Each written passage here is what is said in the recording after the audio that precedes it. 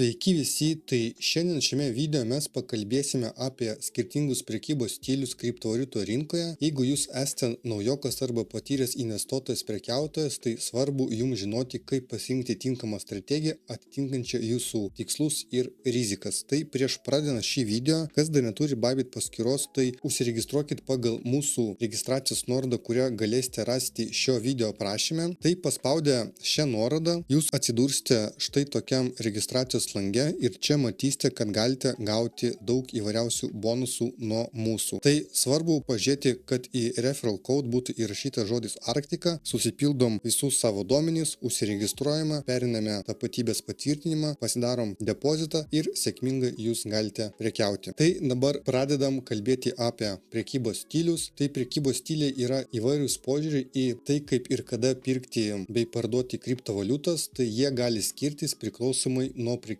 dažnumo bei rizikos lygio. Tai pirmas stilius yra hodl, tai čia yra ilgalaikės investicijos, tai reiškia, kad aš nuperku arba perku tam tikrais atvejais, tam tikrų laikotarpių ir pradedu kaupti poziciją ir tikiu, kad kriptovaliuta yra ateitis ir jinai tikrai turi kainuoti daugiau ateityje nei dabar. Tai perinam prie grafiko, tai dažniausiai tokie investuotojai, prekiautojai naudoja didesnius timeframe'us, tai gali būti mėnesio timeframe'as, savaitės arba dienos. Tai tarkim, aš esu pasirinkęs savo hodl prekybos stylį ir tarkim perku štai čia nuperku, kažkiek čia nuperku bitcoinų, čia nuperku ir aš tiesiog dalim perku ir laukiu, kada kaina tiesiog pradės kilti. Ir tada matome, kad sėkmingai pradėjo kilti ir tada aš parduodu. Tam reikia, aišku, daugiau laiko ir tiesiog yra tas, kad tokie žmonės, kurie pasirinka šitą prekybos stilių, tai yra čia labiau tinkama gal tiems, kurie tiesiog nori nupirkti, laikyti ir nesigilinti į jokius rinkos svyravimus ir kainos pokyčius, tiesiog laiko su tikslu, kad kaina pakils kažkada aukščiau ir parduos ir pasiims savo tą pelną. Perinam prie kito stiliaus, tai yra antrasis mūsų prekybos stilius, yra dienos prekyba, tai yra day tradingas, tai strategija, kai prekiautojai perka ir parduoda kriptovaliutas tą pačią dieną, tai jie bando užsidirbti iš mažesnių kainos svyravimų, tai dienos prekiautojai naudoja daugiau techninės analizės ir turi puikias žinias apie rinkos tendencijas ir moka nustatyti, į kurią pusę eis rinka. Čia yra daug techninės analizės, yra visokie moduliai, leveliai ir panašiai. Tai kas nori susipažinti su to plačiau, tai mūsų YouTube kanale galite rasti video apie dažniausiai sutinkamus modulius, patternus, tai į tą video aš palieku nuorodą šio video aprašyme, tai galėsite rasti ir pasižiūrėti, o mes keliaujame toliau. Tai day tradingas, dienos prekyba reikalauja šiek tiek daugiau įgūdžių nei hodl, ilgalaikės investicijos. Tai dabar keliaujame prie swing prekybos, tai čia yra mūsų trečiasis stilius swing prekyba, tai ji yra orientuota į vidutinės trukmės rinkos judėjimus, tai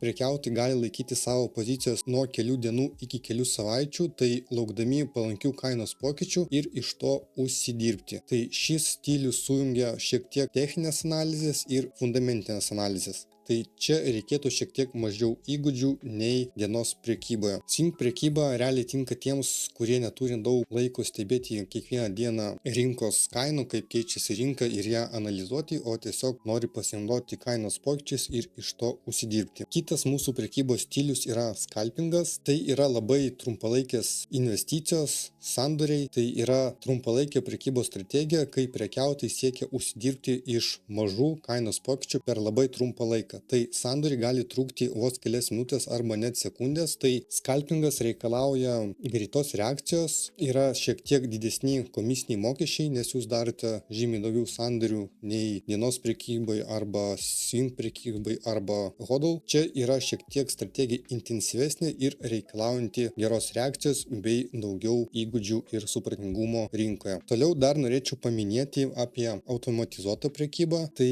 pastaraisiais metais iš tikro labai populiarėja automatizuota prekyba, kitaip sakant, prekybos botai, tai jie gali greitai atlikti sandorius pagal jūsų iš anksto nustatytus parametrus. Tai šis stilius yra ypač naudingas tiems, kas neturi laiko nuolat sekti rinkos ir nori, kad viskas vyktų automatiškai. Tai čia dar yra pastebėjimas, kad svarbu pasirinkti tikrai patikimą botą, ištestuotą botą ir tinkamai sukonfigūruoti algoritmus. Tai yra tinkamai nustatyti jūsų pasirinktą botą, nes rinkos svyravimai gali greitai keistis ir jūsų botas jau bus netoks ir naudingas. Tai pavyzdžiui, gali būti, kad perinam prie Bitcoin grafikų ir parodys, tarkim, pavyzdį. Jūs, tarkim, nustatot savo botą, kad jūs prekiaujate, tarkim, šitose rėžiuose. Tai kai būna atitinkama kaina, tarkim, štai čia jis perka, štai čia jis parduoda ir čia taip visur. Bet gali būti taip, kad kaina nueis į viršų arba kaina nueis į apačią ir čia jūsų botas neturės parametrų ir jis rinks poziciją ir jūs gausite minusą. Čia reikėtų labai